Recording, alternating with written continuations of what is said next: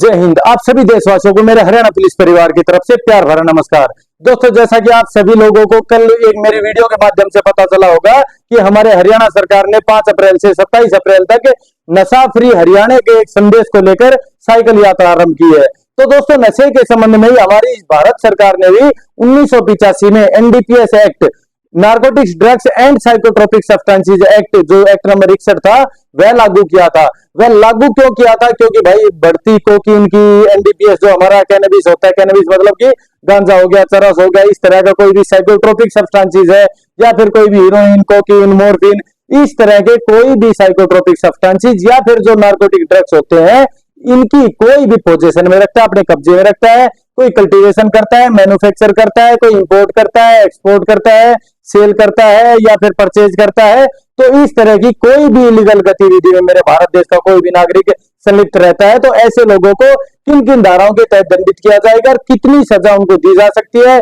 कितने लाखों का फाइन उसके ऊपर इम्पोज किया जा सकता है। इसके साथ साथ यह जो भी हमारा मैं एनडीपीएस एक्ट बता रहा हूं, इसकी धाराएं कोग्निजेबल है या फिर अनकोग्निजेबल है, मतलब कि संज्ञेय अपराध है या फिर असंज्ञेय अपराध है, कौन कोग्निजेंस ले सकता है, किस रैंक का अधिकारी इसमें इन्वेस्टिगेशन कर सकता है। यदि हम किसी भी ऐसे एनडीपीएस जो जिसके ऊपर पोजीशन रखता है कोई भी व्यक्ति, उसको गिरफ्तार करते हैं, तो उसकी तलाशी कौन ले सकता है, कौन मजिस्ट्रेट वारंट इशू कर सकता है, कहां कहां पर हम इसकी तलाशी ले सकते हैं, क्या कंजप्शन के मामले में भी जो सिर्फ भाई कहते हैं भाई मैं तो पीता ही हूं, तो क्या उनके लिए भी सजा का प्रावधान है? तो भाई बिल्कुल है, इसके बारे में मैं आपको बताऊंगा। और क्या कोई किसी के पास छोटी मात्रा मिलती है या सबूतों के अभाव में किसी व्यक्ति को छोड़ा भी जा सकता है, या फिर कोई व्यक्ति यदि ट्रीटमेंट करवाना चाहता है तो हमारी हरियाणा सरकार और जो हमारी सेंट्रल गवर्नमेंट है, उनके द्वारा एक योजना भी लागू की गई है। यदि उसके फलस्वरूप यदि कोई इलाज भी करवाता है, तो इलाज के दौरान जो उसको सजा दी गई है, जो या जो उसके ऊपर अभियोजन चलाया जाएगा, उसके भी मतलब टेंडर में से यार उसको छोड़ दिया जाता है भाई, ठीक है ना। तो मेनली अभी मैं 5 से 7 धाराओं में आपको पूरा एक्ट समझा दूंगा। भाई मेरा हर एक एक्ट 8 से 10 मिनट का क्यों बना रहा हूं मैं, क्योंकि यदि आप यूट्यूब पे जाके सर्च करोगे तो आपको एक एक एक्ट 1 घंटा, 1.5 घंटा, 2 घंटा, 4 घंटा, इतने घंटे की वीडियो मिलेगी। परंतु जितने भी आपके सिलेबस में, मतलब कि जो धाराएं हमारे पुलिस डिपार्टमेंट में जो भी पुलिस अफसर यह मुकदमा दर्ज करता है उनके लिए जरूरत है, या फिर जो भी हमारे वकील भाई है, या फिर जो भी हमारे आम नागरिक है जो भी ऐसे केसों में फंसते हैं छोटे मोटे में, या फिर जो भी हमारे प्रोमोशनल टेस्ट होते हैं, चाहे वो B1 का हो या कोई भी प्रोमोशनल टेस्ट हो, तो जो भी धाराएं प्रयोग में आती है उनको मैं हर एक की वो धाराएं बिल्कुल लोकल भाषा में आपको डिस्क्राइब करता हूं भाई, ठीक है। तो आज एनडीपीएस एक्ट जो 1985 था, एक्ट नंबर 61 था भाई, इसमें 83 धाराएं हैं और 6 चैप्टर है। 83 धाराओं में से अभी मैं 10 धाराएं आपको करवा देता हूं जो आपके मेन यूज में आती है। सबसे पहले धारा नंबर 1, जो प्रत्येक एक्ट में आप देख पा रहे होंगे कि उसमें उसका इंट्रोडक्शन बताया जाता है कि this act may be called as an narcotics drugs and psychotropic substances 1985, और यह हमारे देश के हर एक नागरिक के ऊपर लागू होता है, चाहे वो हमारे देश में रह रहा हो या फिर दूसरे देश में यात्रा करने गया हो या फिर घूमने गया हो। इसके साथ साथ जो बीएनएस की धारा नंबर 1 के ही पार्ट नंबर 5 के पार्ट 2 में पढ़ते होंगे कि जो भी हमारी जहाज है या हवाई जहाज है या शिप है, वो यदि इंडिया की रजिस्टर्ड है और उसमें बैठ के कोई भी यात्री ऐसा कोई भी गलत करता है या पोजेशन करता है या सेल परचेज करता है, तो ऐसे लोगों को भी इस एक्ट के माध्यम से सजा दी जाएगी भाई, ठीक है।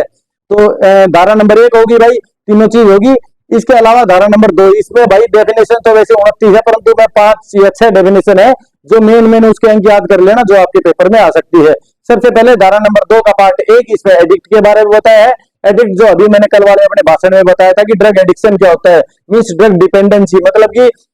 एक आदमी जो ड्रग किसी बीमारी की ठीक होने के लिए लेता है, परंतु जो उसका दर्द मिट जाता है या जो प्रेम भाव में या जो कठिन परिस्थितियों को भुलाने के लिए वह ड्रग ले रहा था, उसकी यदि आदत पड़ जाती है, उसका वो गुलाम बन जाता है, तो उसको ही भाई हम ड्रग एडिक्शन कहते हैं भाई, ठीक है। तो ड्रग एडिक्ट किसमें आ गया? ये आ गया आपके धारा नंबर 2 के पार्ट 1 में। इसके बाद धारा नंबर 2 के पार्ट 4 में क्या आ गया? कैनबिस प्लांट आ गया, ठीक है। धारा नंबर 2 के पार्ट 5 में कोका डेरिवेटिव्स आ गया। धारा नंबर 2 के पार्ट 7 में क्या आ गया? जो भी आपके भाई वो कोका के जो प्लांट्स होते हैं ना, वो आ जाते हैं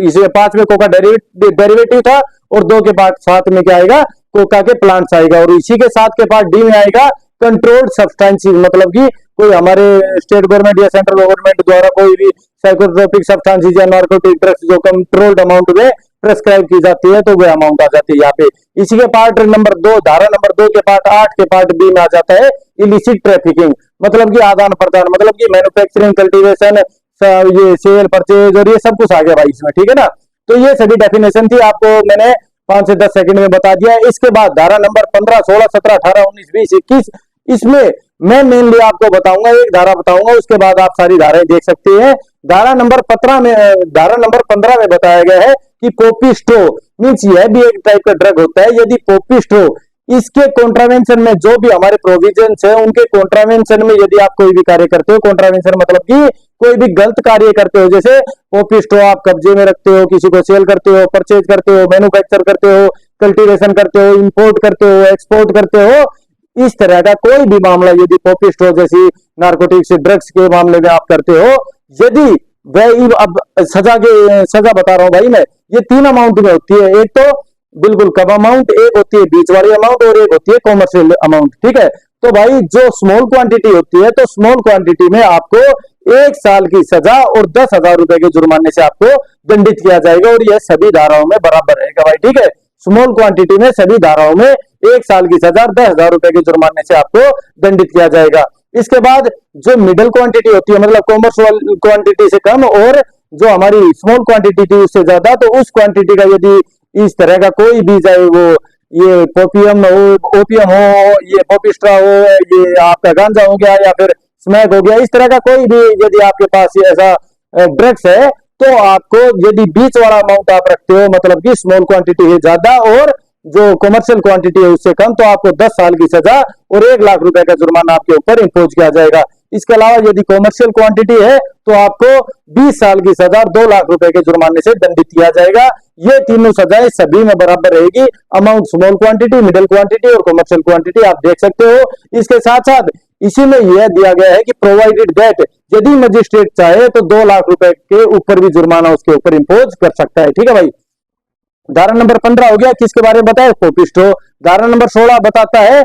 जो भी कोका प्लांट्स होते हैं ना भाई, कोका के बारे में बताता है कि कोका की कोई भी डेरिवेटिव होता है, प्लांट्स होता है, तो उसके बारे में धारा नंबर 16 में बताया गया है। सजा मैंने बता दी, इनको कोई भी रखता है कोका के जो भी प्लांट्स होते हैं या उनका कोई भी मीन्स डेरिवेटिव, उनका कोई भी पदार्थ, तो ऐसे मामलों में स्मॉल, मिडल और कॉमर्शियल क्वांटिटी की मैंने सजा पिछली धारा में बता दी थी, सेम टू सेम वही रहेगी। और यदि मजिस्ट्रेट चाहे तो 2 लाख रुपए से ऊपर भी जो जुर्माना उनके ऊपर इंपोज कर सकता है। इसके साथ साथ फोरफीचर की जो जब्ती की जाती है या फिर उनकी कुर्की करवाई जाएगी उनकी जमीन की, तो वो आप अंतिम धाराओं में भी दे सकते हो, ठीक है भाई। इसके बाद धारा नंबर 17 में बात करेंगे ओपियम। यदि ओपियम कोई भी सब्सटेंस है, ओपियम सब्सटेंस को यदि आप sale, purchase, import, export, possession, cultivation, manufacture ऐसा कोई भी चीज करते हो, तो वही सभी धाराओं के तहत जो अभी मैंने सजा बताई थी धारा नंबर 15 में सेम टू सेम सजा रहेगी, ठीक है भाई। धारा नंबर 17 में ओपियम हो गया, धारा नंबर 18 में हो गया ओपियम पॉपी, ठीक है। तो ओपियम पॉपी में भी वही सजा है और वही प्रोवाइडेड दैट है भाई, ठीक है। अब धारा नंबर 19 की बात आती है। धारा नंबर 19 में बताया गया एम्बेजलमेंट। एम्बेजलमेंट मतलब होता है कि गबन करना। कोई भी यदि ओपियम की जो कल्टीवेशन कर रहा है, उस कल्टीवेशन को मतलब कि जो उपज हुई है उसको कोई गबन कर लेता है, जो हमारी सरकार द्वारा प्रेस्क्राइब थी, तो ऐसे लोगों को भी इस धारा के तहत 10 साल की सजा और 1 लाख रुपए के जुर्माने से दंडित किया जा सकता है भाई, ठीक है। अब बात करते हैं धारा नंबर 20 की, जिसमें कैनबिस प्लांट के बारे में बताया गया है। इसमें चरस गांजा सब कुछ आ गया भाई। इस तरह के मामले में यदि कोई भी कॉन्ट्रावेंशन करता है, उन रूल्स को तोड़ता है, उनको पोजीशन में रखता है, तो वही small quantity, middle quantity, commercial quantity के माध्यम से जो मैंने अभी सजा बताई थी कि सबसे स्मॉल क्वांटिटी में 1 साल और 10,000 रुपए, मिडिल क्वांटिटी में 10 साल की सजा और 1 लाख रुपए जुर्माना, और कमर्शियल क्वांटिटी में 20 साल की सजा और 2 लाख रुपए जुर्माना, और मजिस्ट्रेट चाहे तो 2 लाख रुपए से ऊपर भी उसके ऊपर सजा इंपोज कर सकता है भाई, ठीक है। अब धारा नंबर 21 में बताया गया है कि ड्रग्स कोई भी कॉन्ट्रावेंशन करता है, कोई भी रूल को ब्रेक करता है, कैसे मामलों में, ड्रग्स और उसके मैन्युफैक्चरिंग के मामले में, तो उसको इस धारा नंबर 21 के तहत दंडनीय करार किया जाएगा और सजा मैंने आपको बता दिया भाई ऑलरेडी, ठीक है। अब धारा नंबर 22 वही साइकोट्रोपिक सब्सटेंसेस के मामले में ऐसी कोई भी कॉन्ट्रावेंशन करता है, कोई भी रूल ब्रेक करता है, कोई भी manufacture, sale, purchase, import, export, means जो भी पोजेशन है वो करता है, तो इसमें भी सजा वही रहेगी सेम टू सेम, ठीक है। अब बात आती है धारा नंबर 24 की, जो भाई एक्सटर्नल भाई मतलब कोऑर्डिनेट करता है या फिर डीलिंग करता है, तो उसको धारा नंबर 24 में बताया गया है, परंतु ये आपके सिलेबस में नहीं है, इसलिए इसको डिस्कस करने की कोई भी जरूरत नहीं है। अब बात करते हैं धारा नंबर 27 की। धारा नंबर 27 सबसे जरूरी है क्योंकि हमारे इलाके में सबसे ज्यादा कंजप्शन करने वाले लोग हैं, तो कंजप्शन करने वाले लोगों के ऊपर भी धारा 27 इंप्लीमेंट की जाएगी, जिसमें यदि कोकीन, मोर्फिन या फिर साइकोट्रोपिक सब्सटेंसेस आप कंजप्शन कर रहे हो तो आपको 1 साल की सजा, 20,000 रुपए के जुर्माने से आपको दंडित किया जाएगा। इसके अलावा जो अभी मैंने 3 आइटम बताए थे, कोकीन, मोर्फिन और साइकोट्रोपिक सब्सटेंसेस, इनके अलावा कोई भी ऐसा नार्कोटिक ड्रग्स या फिर किसी भी तरह का ड्रग्स कंजप्शन करता है तो ऐसे व्यक्तियों को 6 महीने की सजा और 10,000 रुपए के जुर्माने से दंडित किया जाएगा भाई, ठीक है। अब बात करते हैं कि यदि दोबारा से जो भी भाई ड्रग बेच रहा था, कैनबिस बेच रहा था, जो है गांजा होता है, ओपियम होता है, पॉपिस्ट्रो होता है, साइकोट्रोपिक सब्सटेंसेस हो गया, कोकीन, मोर्फिन हो गया, तो ऐसे मामलों में उनको दोबारा से बेचता है, दोबारा उसी मामले का कन्विक्टेड हो जाता है, दोबारा से इसी मामले में सजा मिलती है, तो उसको धारा नंबर 31 के माध्यम से उसको 1.5 गुना सजा, यदि उस पहले वाले मामले में उसको 20 साल की सजा मिल रही थी तो अब वाले मामले में उसको 40 सजा मीन्स 30 साल की सजा मिल जाएगी, 1.5 गुना सजा मिल जाएगी भाई, ठीक है। तो आपकी पूरी जिंदगी मतलब कि जेल में बीतने वाली है। इसके अलावा इसी धारा नंबर 31 के पार्ट ए में यह बताया गया है कि धारा नंबर 19 जिसे एम्बेजलमेंट मतलब कि गबन, जो भी कल्टीवेशन हम ओपीएम का करते थे उसका गबन करते हो, या धारा नंबर 24 जो एक्सटर्नल डीलिंग करते हो, या धारा नंबर 27 का part A means cocaine, morphine और साइकोट्रोपिक सब्सटेंसेस को कमर्शियल क्वांटिटी में आप रखते हो, तो ऐसे मामलों में आपको डेथ पेनल्टी की भी सजा दी जा सकती है धारा नंबर 31 के पार्ट 1 में, ठीक है भाई। अब बात करते हैं धारा नंबर 37। धारा नंबर 37 बताया गया कि कोग्निजेंस कौन लेगा, तो कोग्निजेंस भाई ये कोग्निजेंस रहेगा कैसा, मतलब कोग्निजेबल या नॉन कोग्निजेबल या बेलेबल या नॉन बेलेबल, तो एनडीपीएस के सभी मामले कोग्निजेबल रहेंगे, मतलब कि संघीय मामले रहेंगे और नॉन बेलेबल रहेंगे। हाँ, कोर्ट को यदि जज को आप सेटिस्फाई कर पा रहे हो कि झूठा मुकदमा है या पुलिस ने गलत तरीके से लगा दिया या बिल्कुल स्मॉल क्वांटिटी थी, 1 फुटिया थी, तो वो आपको बेल अपने माध्यम से दे सकता है, परंतु वैसे ये नॉन बेलेबल का मामला भाई, ठीक है। इसके बाद धारा नंबर 41 इसमें बताया गया कि power to issue any warrant और ऑथराइजेशन, मतलब कि कौन वारंट इश्यू कर सकता है, तो फर्स्ट क्लास मजिस्ट्रेट या सेकंड क्लास मजिस्ट्रेट कोई भी वारंट आपका इश्यू कर सकता है इस मामले में। इसके अलावा जो ऑथराइज्ड पर्सन है जीओ जो हमारे डीएसपी एसपी है वो भी इस मामले में मतलब कि डायरेक्ट गिरफ्तारी कर सकते हैं भाई, ठीक है। इसके धारा नंबर 42 में बताया गया है कि बिना वारंट गिरफ्तारी से अरेस्ट हो भाई, सीजर हो या फिर सर्च हो या फिर डिटेन करना हो, तो ऐसे सभी मामले धारा नंबर 42 के तहत किए जा सकते हैं, जिसमें हेड कांस्टेबल या उससे ऊपर का अधिकारी ही इन मामलों में सर्च, सीजर या कि ये कोई भी चीज कर सकता है। परंतु यदि वह लाइसेंसी है किसी भी ये ड्रग्स का, भाई किसी के पास लाइसेंस है ड्रग्स का या फिर साइकोट्रोपिक सब्सटेंसेस का या ओपियम का या पोपिस्ट्रो का, तो ऐसे मामलों में एसआई या एसआई से ऊपर का अधिकारी इस मामले में उनको सर्च या फिर जो सीजर कर सकता है, ठीक है भाई। इसके धारा नंबर 43 में बताया गया है कि जो भी पावर टू इश्यू मतलब कि power to search and seizure in public place, यदि कोई भी सरकारी जगह है उसमें कोई भी सर्च कर रहा है या सीजर कर रहा है तो फिर किसको पावर होती है, तो वो चीज भाई धारा नंबर 43 में बताया गया है। इसके बाद आती है धारा नंबर 50। इसमें यह बताया गया है कि जो भी हमारा अरेस्टेड पर्सन, जो भी आरोपी है जिसके पास ये ड्रग्स या साइकोट्रोपिक सब्सटेंसेस पाए गए हैं, तो उसकी तलाशी कौन दे सकता है, तो तलाशी यदि हमारा कोई भी अधिकारी ले रहा है तो सबसे पहले उसको यदि वह आरोपी चाहता है तो उसकी तलाशी एक जो हमारे जीओ है, जो हमारा नोडल अधिकारी है, जो हमारा डीएसपी या एसपी है, उसके सामने उसकी तलाशी ली जाएगी। और यदि भाई ऐसी सिचुएशन है कि भाई वो भाग सकता है या इधर उधर कोई भी ऐसा कांड रह सकता है तो वह तलाशी ले सकता है, परंतु उसको कारण बताने पड़ेंगे, क्योंकि पहले धारा नंबर सीआरपीसी की धारा नंबर 100 या भी धारा नंबर 103 ऑफ बीएनएसएस के तहत वो तलाशी ले सकता है। इसके साथ साथ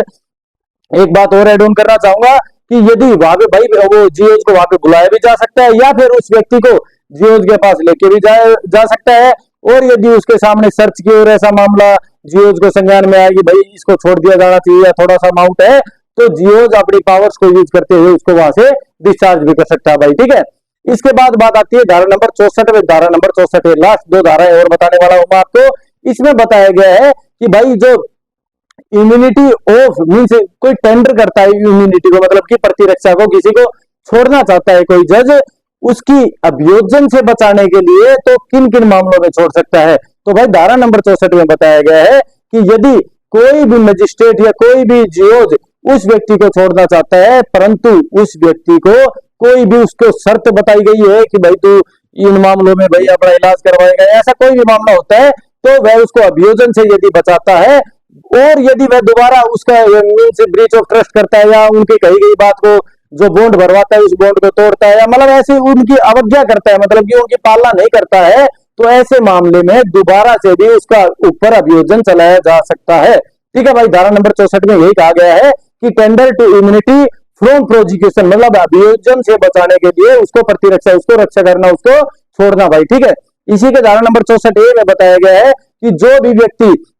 मतलब कि भाई हमारी सेंट्रल गवर्नमेंट और स्टेट गवर्नमेंट ने यह भाई योजना चालू की गई है कि कोई भी यदि नशा पीड़ित व्यक्ति मिलता है तो उनको भाई सेंट्रल या फिर जो हमारा सरकारी अस्पताल है उसमें उसका इलाज करवाया जाए या फिर सुधार केंद्रों में भेज दिया जाए। तो यदि वह व्यक्ति जिसके पास बिल्कुल स्मॉल सी अमाउंट मिलती है या फिर झूठा केस उसके ऊपर फैब्रिकेट किया जाता है, तो ऐसे व्यक्ति को यदि हमारा मजिस्ट्रेट उसको छोड़ देता है, परंतु उसको वह ट्रीटमेंट पूरा करवाना पड़ेगा। यदि वह ट्रीटमेंट पूरा नहीं करवाता है उस सरकारी अस्पताल में और यदि बीच में छोड़ देता है, तो ऐसे व्यक्ति के ऊपर दोबारा से वह अभियोजन चलाया जा सकता है भाई। ठीक है, तो ये टोटल 10-15 धाराएं थी, 10-12 धाराएं थी भाई, मैंने पूरा एक्ट आपको करवा दिया है। तो इस एक्ट की ये 10-12 धाराएं आप कर सकते हैं, आपका पूरा सिलेबस कवर है। और जो भी मेरे भाई ऐसा कार्य करते हैं, जो कंजप्शन करते हैं, धारा नंबर 27 में दंडित है। जो बेचते हैं 15 से 21 तक मैंने बता दिया। कोग्निजेंस कौन लेगा, नॉन कोग्निजेबल, ना कोग्निजेबल ऑफेंस है, कोई भी बिना वारंट गिरफ्तारी कर सकता है। फिर सजा कितनी है, 20 साल तक की भी सजा है, 2 लाख रुपए का जुर्माना भी है, दोबारा करते हो 1.5 गुना सजा है।